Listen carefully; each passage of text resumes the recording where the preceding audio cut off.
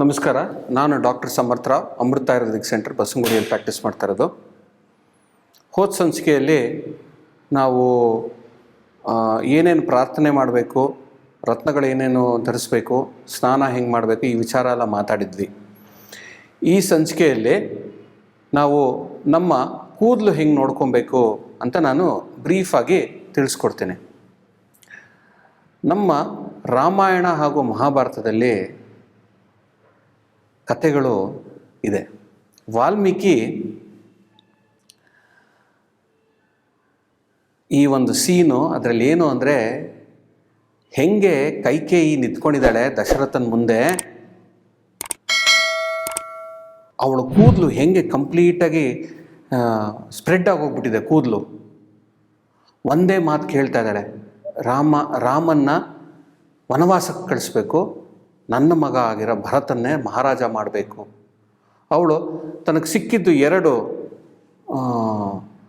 ಏನಂತಾರೆ ವಿಶಸ್ ದಶರಥಂಗೆ ಪೂರೈಸೋದಕ್ಕೆ ಅಂಥ ರೀತಿ ಅವಳು ಕೂದಲನ್ನ ಬಿಟ್ಕೊಂಡು ಕೇಳ್ತಾ ಇದ್ದಾಳೆ ಅಂತ ಒಂದು ದೃಶ್ಯ ಇದು. ವಾಲ್ಮೀಕಿ ತುಂಬ ಚೆನ್ನಾಗಿ ಹೇಳಿದ್ದಾನೆ ರಾಮಾಯಣದಲ್ಲಿ ಅದು. ಹಾಗೂ ಮತ್ತೊಂದು ಮಹಾಭಾರತದಲ್ಲಿ ಆಗ ಸಿಚುಯೇಷನ್ನು, ದ್ರೌಪದಿ ಅವಳು ಕೂದಲನ್ನೆಲ್ಲ ಬಿಟ್ಕೊಂಡ್ಬಿಟ್ಟಿದ್ದಾಳೆ. ನಾನು ಕೂದಲನ್ನೇ ಕಟ್ಟಲ್ಲ, ದುರ್ಯೋಧನ ಹಾಗೂ ದುಶ್ಯಾಸನ ಕಂಪ್ಲೀಟಾಗಿ ಕೊಲ್ಲವರೆಗೂ ಅವರ ರಕ್ತದಿಂದಾನೇ ನಾನು ನನ್ನ ಕೂದಲಿಗೆ ಇದು ಮಾಡ್ಕೊಂಡು ಆಮೇಲೆ ಕಟ್ಕೊತೀನಿ, ಅಲ್ಲಿವರೆಗೂ ಕಟ್ಕೊಡಲ್ಲ ನನ್ನ ಕೂದಲು ಅಂತ ಇದು ಇನ್ನೊಂದು ಸಿಚುಯೇಷನ್ನು. ಸೊ ಈ ಕೂದಲು ಒಂದು ಸ್ತ್ರೀಯರಿಗೆ ಎಷ್ಟು ಮುಖ್ಯವಾದದ್ದು, ಅವರ ಮನಸ್ಥಿತಿ ಹೆಂಗೆ ಹೇಳುತ್ತೆ. ಒಂದು ಸ್ತ್ರೀಗೆ ಇದು ಒಂದು ಫೆಮಿನಿಟಿ ಲಕ್ಷಣ, ಒಂದು ಕೂದಲು ಅನ್ನೋದು. ಅವ್ರ ಕೂದಲು ಚೆನ್ನಾಗಿ ಬಾಚಣಿಕೆ ಮಾಡಿಕೊಂಡು ಅದನ್ನು ಚೆನ್ನಾಗಿ ಕಟ್ಕೊಂಡಿದ್ರೆ ಅಷ್ಟೇ ಸೌಂದರ್ಯ ಒಂದು ಕೊಡುತ್ತೆ. ಅದು ಸರಿಗಿಲ್ಲದೆ ಇದ್ದರೆ ಅವರ ಒಂದು ಮನಸ್ಥಿತಿ ಒಂದು ತೋರಿಸ್ಕೊಡತ್ತೆ.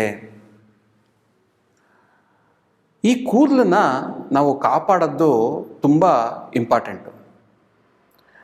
ನಾನು ಜನರಲ್ಲಾಗಿ ನಿಮ್ಗೆ ತಿಳಿಸ್ಕೊಡ್ತೀನಿ. ಈ ಕೂದಲುಗಳು 3 ರೀತಿ ಬರುತ್ತೆ. ಜನರಲ್, ತುಂಬ ಡೀಪಾಗಿ ಹೋಗ್ತಾ ಇಲ್ಲ, ಸೂಪರ್ಫಿಷಿಯಲ್ ಆಗಿ. ವಾತದ ಕೂದಲು, ಪಿತ್ತದ ಕೂದಲು, ಕಫದ ಕೂದಲು. ಈ ವಾತದ ಕೂದಲು ಅಂದರೆ ತುಂಬ ಡ್ರೈ ಆಗಿರೋ ಕೂದಲು. ಈ ಪಿತ್ತದ ಕೂದಲು ಅಂದರೆ ಕೆಂಚಿಗಿರೋದು, ಬಿಳಿ ಆಗಿರೋದು, ಈ ಸಾಲ್ಟ್ ಆ್ಯಂಡ್ ಪೆಪ್ಪರ್ ಕೂದಲು ಅಂತ ಹೇಳ್ತಾರೆ, ಅಂಥ ಕೂದಲು. ಕಫದ್ದು ಒಳ್ಳೆ ನರಿಶ್ ಆಗಿ ಇರೋದು, ಒಳ್ಳೆ ಚೆನ್ನಾಗಿ ದಪ್ಪವಾಗಿರೋದು, ಚೆನ್ನಾಗಿರೋದು ಕಫ ಕೂದಲು ಅಂತ. ಜನರಲ್ಲಾಗಿ ನಿಮ್ಮ ಪ್ರಕೃತಿ ವಾತದ ಪ್ರಕೃತಿ ಆಗಿದ್ದರೆ ತುಂಬ ಡ್ರೈ ಹೇರ್ ಇರುತ್ತೆ ನಿಮಗೆ. ಆವಾಗ ನೀವು ಎಣ್ಣೆ ಬಳಸಬೇಕಾಗತ್ತೆ ನಿಮ್ಮ ಕೂದಲ ಮೇಲೆ. ನೀವು ಅದನ್ನು ಯಾವಾಗಲೂ ನೀವು ಸ್ನಾನ ಮಾಡಿ ಅದನ್ನು ಶ್ಯಾಂಪು ಹಾಕ್ತಾಯಿದ್ರೆ ಇನ್ನೂ ಡ್ರೈ ಆಗ್ತಾ ಹೋಗುತ್ತೆ, ಹೇರ್ ಫಾಲ್ ಜಾಸ್ತಿ ಆಗುತ್ತೆ. ಪಿತ್ತದವ್ರಿಗೆ ಎಣ್ಣೆ ಬಳಸಬೇಕು, ಅದರಲ್ಲೂ ಬೇರೆ ಪಿತ್ತಶಾಮಕ ಗಿಡಮೂಲಿಕೆಗಳು ಹಾಕಿರೋದು ಬಳಸಬೇಕು. ನಿಮ್ಮ ಹೇರ್ಗೆ ಒಳ್ಳೆ ಕಲರ್ ಕೊಡೋದು ಈ ಭೃಂಗರಾಜ ಅಂಥವೆಲ್ಲ ಗಿಡಮೂಲಿಕೆಗಳು ಉಪಯೋಗಿಸ್ಬೇಕಾಗತ್ತೆ. ತುಂಬ ಅತಿಯಾಗಿ ನೀವು ಬಿಸಿ ನೀರು ಸ್ನಾನ ಅದೆಲ್ಲ ಮಾಡೋಕ್ಕೆ ಹೋದ್ರಿ ಅಂದರೆ ಅಲ್ಲೂ ಕೂಡ ಬೇಗ ಬಾಳ್ನೆಸ್ ಬರೋದು, ಕೂದಲು ಬಿದ್ದೋಗೋದು, ಇವೆಲ್ಲ ಸಮಸ್ಯೆಗಳಾಗತ್ತೆ. ನೀವು ಕೂದಲು ಚೆನ್ನಾಗಿ ಬೆಳೆಸಬೇಕು ಅಂದರೆ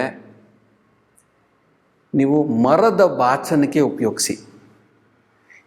ಮರದ್ದು ಬರುತ್ತೆ ಬಾಚಣಿಕೆ, ಅದನ್ನು ತೊಗೊಂಬಂದು ಚೆನ್ನಾಗಿ ಉಪಯೋಗಿಸಿ. ಪ್ರತಿ ದಿವಸ ಸ್ವಲ್ಪ ಎಣ್ಣೆ ಹಚ್ಕೊಳ್ಳಿ. ನಾನು ಹೋದ ಸಂಚಿಕೆಯಲ್ಲಿ ಹೇಳಿದೆ, ನಾವು ಹೆಂಗೆ ಒಂದು ಗಿಡ ಮರ ಆಗೋದಕ್ಕೆ ನೀರು ಹಾಗೂ ಗೊಬ್ಬರ ಬಳಸಿ ಅದನ್ನ ಈಚೆಯಿಂದ ಕೊಡ್ತೀವೋ ಹಾಗೆ ಮರ ಬೆಳೆಯುತ್ತೆ, ಹಾಗೆ ನಮ್ಮ ಕೂದಲು ಕೂಡ ಬೆಳೆಯುತ್ತೆ. 0.3 0.4 mm ಪ್ರತಿ ದಿವಸ ನಿಮ್ಮ ಕೂದಲು ಬೆಳ್ಕೊಂಡು ಹೋಗುತ್ತೆ. ಅದಕ್ಕೆ ನೀವು ಚೆನ್ನಾಗಿ ಎಣ್ಣೆ ಹಚ್ಚಬೇಕು. ಆಮೇಲೆ ಪ್ರತಿ ದಿವಸ ಸ್ನಾನ ಮಾಡಿಕೊಡ್ದು. ಈಗಿನ ಕಾಲದಲ್ಲಿ ಯಾತಕ್ಕೆ ಹೇರ್ ಫಾಲ್ ಆಗ್ತಾ ಇದೆ ಅಂದರೆ, ನೀವು ತುಂಬ ಬಿಸಿ ನೀರು ಸ್ನಾನ ನಿಮ್ಮ ತಲೆ ಮೇಲೆ ಹಾಕೊತಾ ಇದ್ದೀರಾ. ನೀವು ತಲೆ ಮೇಲೆ ಬಿಸಿ ನೀರು ಜಾಸ್ತಿ ಬಳಸಬೇಡಿ. ಕೂದಲ ಹೆಲ್ತು ತುಂಬ ಕಮ್ಮಿ ಆಗ್ತಾ ಹೋಗುತ್ತೆ.